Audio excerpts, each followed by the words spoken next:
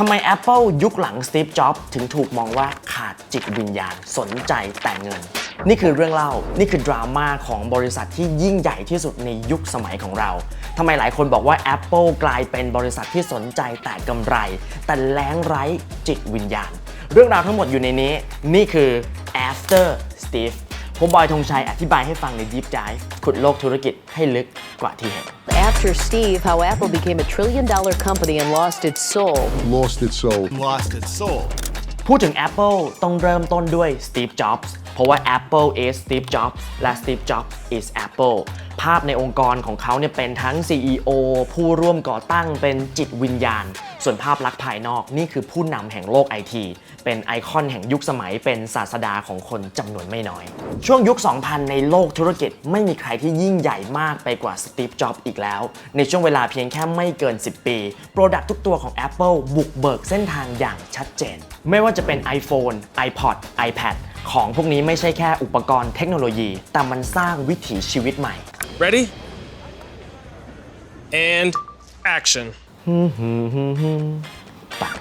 คือ iPhone ไม่ได้เป็นแค่มือถือแต่มันเปลี่ยนแปลงวงการอุตสาหกรรมโทรคมนาคมมือถือไม่ได้เอาไว้แค่โทรเข้าโทรออกส่วน iPod ก็ไม่ได้เปลี่ยนแปลงเพียงแค่เครื่องฟังเพลงแต่มันเปลี่ยนแปลงอุตสาหกรรมเพลงอย่างไม่มีวันหวนกลับนี่คือผลงานของ Steve Jobs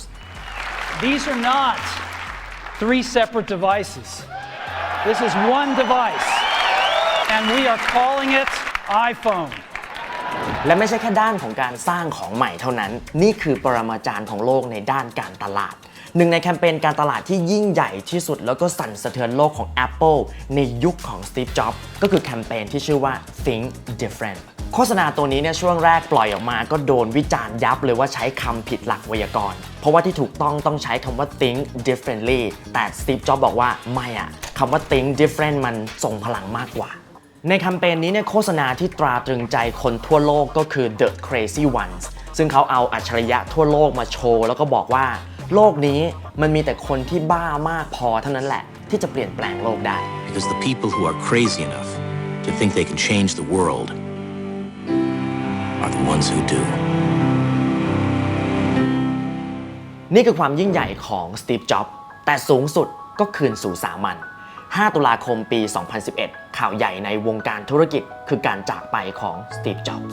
Steve Jobs, the co-founder of US technology giant Apple, has died at the age of 56. แต่ต้องบอกว่านี่ไม่ใช่แค่การจากไปของผู้ยิ่งใหญ่แต่เพียงเท่านั้นเพราะมันมีคำถามที่ซ่อนอยู่เบื้องหลังด้วยคำถามที่ว่าแล้ว Apple จะเอายังไงต่อ Apple จะเป็นยังไงในวันที่ไม่มี Steve Jobsก่อนจะตอบคำถามนั้นเราต้องทำความเข้าใจว่าการจากไปของศาสดามันก็มีภาระให้กับสาวกที่ต้องคิดต่อทำหนักเหมือนกันคืออย่างนี้ Steve Jobs มีลูกน้องขั้นเทพ2คนเป็นมือซ้ายมือขวาหรือโอเค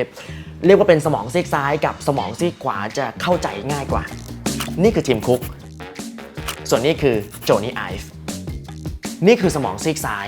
เก่งบริหารเก่งจัดการที่1เลยทีมคุกเนี่ยพื้นเพเขามาจากนักบริหารโลจิสติกเคยดูแลซัพพลายเชนเก่งเรื่องการควบคุมต้นทุนนี่คือนักบริหารส่วนคนนี้โจนี่ไอฟ์สมองซีกขวานี่คือศิลปินผู้ซึ่งเป็น Creative Soulmate เป็น Spiritual Partner ของ Steve Jobs นี่คือนักออกแบบนี่คือ Designer นี่คือจิตวิญญาณการออกแบบของ Apple Product ทุกตัวที่เป็น Flagship ของบริษัทก็อยู่ภายใต้การออกแบบของเขาทั้งนั้น So much more when you understand how it came to be คือลูกน้องอ่ะคนละสไตล์แต่สุดท้ายคนที่ถูกเลือกให้เป็นผู้นำคนถัดไปของ Apple ก็คือสมองซีกซ้ายคือทีมคุกส่วนสมองซีกขวาก็ลาออกจากบริษัทไปแล้วออกไปตั้งบริษัทใหม่แล้วก็รับงาน Apple อยู่ Jonathan Ive, Apple's chief design officer, is leaving the company he helped shape after almost 3 decades. แล้วก็ปีนี้เอง 2022 โจนี่ไอฟ์ก็ออกมาประกาศแยกทางกับ Apple อย่างสมบูรณ์แบบยุติการทำงานร่วมกันแล้วโอเคคือเข้าใจแล้วที่คนเขาหาว่า Apple สูญเสียจิตวิญญาณเนี่ยก็เป็นเพราะว่า Steve Jobs จากไปโจนี่ไอฟ์ก็ไม่อยู่กับ Apple แต่คำถามก็คือว่า เอาเข้าจริงจุดแตกหักมันอยู่ตรงไหนในยุคสมัยของทีมคุกคือก่อนหน้านี้ทุกคนก็ได้แต่คาดเดากันไป ไม่มีใครรู้ความจริงเพราะว่าเรื่องนี้เนี่ยไม่เคยเปิดเผยมาก่อนจนกระทั่งหนังสือ After Steve ที่ตีพิมพ์ในปี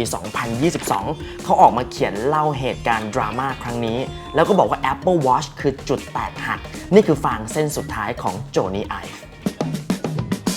ดราม่ามันก็เริ่มตรงนี้แหละคือสิ่งที่ Apple ต้องพิสูจน์ตัวเองให้ได้ในยุคที่ไม่มี Steve Jobs คือการไปค้นหาว่าอะไรจะเป็น the next big thing อะไรจะเป็นของใหญ่ของใหม่ของ Apple ทุกคนก็ได้คำตอบร่วมกันว่าต้องเป็น Apple Watch แต่ Apple Watch ในหัวของทีมคุกกับโจนี่ไอฟ์ก็ไม่เหมือนกันสำหรับโจนี่ไอฟ์ในฐานะนักออกแบบในฐานะจิตวิญญาณของ Apple Watch เนี่ยไม่ใช่แค่นาฬิกาแต่เป็นแฟชั่นและไม่ใช่แฟชั่นธรรมดาแต่มันต้องเป็นไฮแฟชั่นคือสายนาฬิกาต้องเป็นหนังจากโรงฟอกในยุโรปแบรนด์ต้องเป็นระดับ Hermes ตัวเม็ดมะยมเนี่ยต้องสั่งทำพิเศษก่อนเปิดตัวต้องเชิญแอนนาวินทัวร์เจ้าแม่แฟชั่นของ Vogue เนี่ยมาเห็นก่อนด้วยนี่คือสุดๆเลย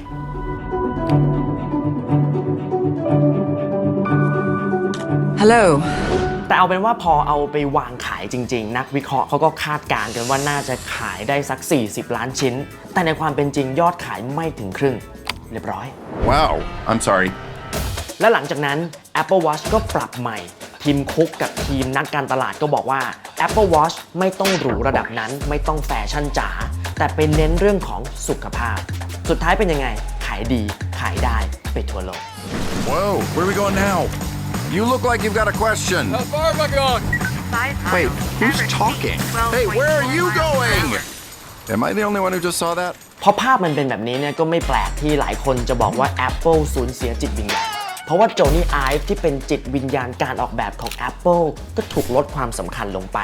นี่ถึงขั้นที่หลายคนตั้งคำถามว่า Steve Jobs คิดผิดหรือเปล่าที่เอาทีมคุกมาเป็นผู้บริหารเพราะว่าในวันที่คู่แข่งเต็มตลาดมนต์ขลังของ Apple ก็เสื่อมลงไป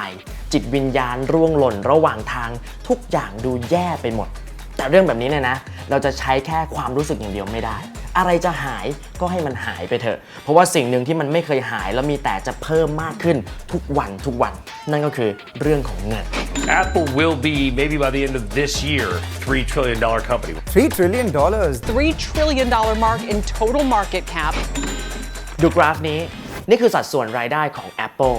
iPhone ยังครองที่ 1 อยู่ตามมาด้วย iPad Mac แล้วก็อุปกรณ์อื่นๆแต่สิ่งที่น่าจับตามองคือสีส้มนี่คือรายได้จากเซอร์วิสจากภาคบริการเซอร์วิสของ Apple คืออะไรก็อย่างเช่น App Store Apple Music Apple Care iCloud Apple Pay หรือแม้แต่สตรีมมิ่งอย่าง Apple TV Plus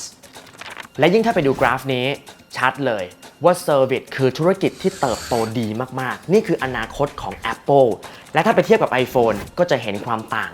iPhone จะมียอดที่พุ่งขึ้นก็ต่อเมื่อออกของใหม่แต่ Apple Service ยอดพุ่งขึ้นเรื่อยๆร้อนแรงถึงขั้นที่นักวิเคราะห์ออกมาคาดการณ์กันว่าอีก 2-3 ปีข้างหน้านี้กำไรจากฝั่ง Service จะแซง Product อย่าง iPhone ด้วยซ้ำไป